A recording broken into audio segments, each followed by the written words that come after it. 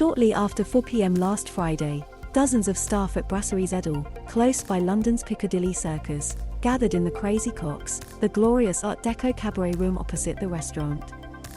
There, they were addressed by Dillip Rajakarier, CEO of Minor International.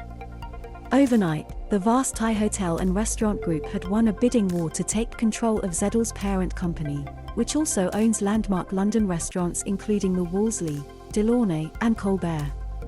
He was now the boss. He got it wrong from the start, says one person who was present. He kept referring to us as a brand. We've never thought of ourselves as a brand. The meeting became increasingly fractious. He told us that founders come and go, says another. That was when he completely lost us. Similar town hall meetings planned for the other restaurants were swiftly cancelled. It seemed that Rajakarier had underestimated the loyalty of the staff to those founders, Corbin and Jeremy King. While Corbin had taken a step back in recent years, King, regarded by many in the hospitality business as the capital's leading restaurateur, remained very much hands-on. He's famed for his eye for detail and for his daily tours of his restaurant dining rooms, for stopping by the tables of regulars and newcomers alike to check they were being looked after. The difference between a restaurant owner and a restaurateur, he said once, is that one runs it from the boardroom and one runs it from the floor. King was always on the floor. Now he was out, banned from even entering any of the 9 restaurants he had created. He kept referring to us as a brand. We've never thought of ourselves as a brand, a member of staff at Brasserie Zédel, where the CEO of Minor International announced the change of ownership. Sabrera Alami. It was the dismal end to a fractious battle which began in 2017, when Corbin and King sold a majority shareholding in the business to Minor International to fund expansion. Commercial disagreements led Minor to force the company into administration, even though all the restaurants were trading profitably. In the early hours of Friday morning, the administrators held an auction during which King, backed by American investors, attempted to buy back his company. But Minor won, purchasing the remaining 24% of Corbin and King for a sum reportedly north of £60 million. I no longer have any equity in the business, King told colleagues in a subsequent email. That morning every one of the restaurants posted a monochrome image of the 2 founders to their individual Instagram accounts with the caption, "This is Corbin and King."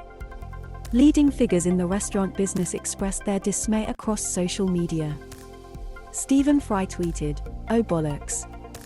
Is it always going to be a world where the good guys lose and the greedy, soulless, and mean win out? In the midst of a cost of living crisis, when energy prices are going through the roof, a boardroom battle over a bunch of apparently fancy restaurants, with menus full of steak tartare and oeufs flottants, may seem less than important. But what has happened to the much-loved group led by the Wolseley, on London's Piccadilly, speaks to a faceless corporatization of hospitality which has little to do with being hospitable and everything to do with profit above all else."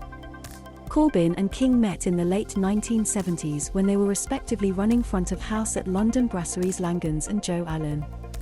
Together they bought the Caprice and turned it into a surefire hit, with a starry clientele.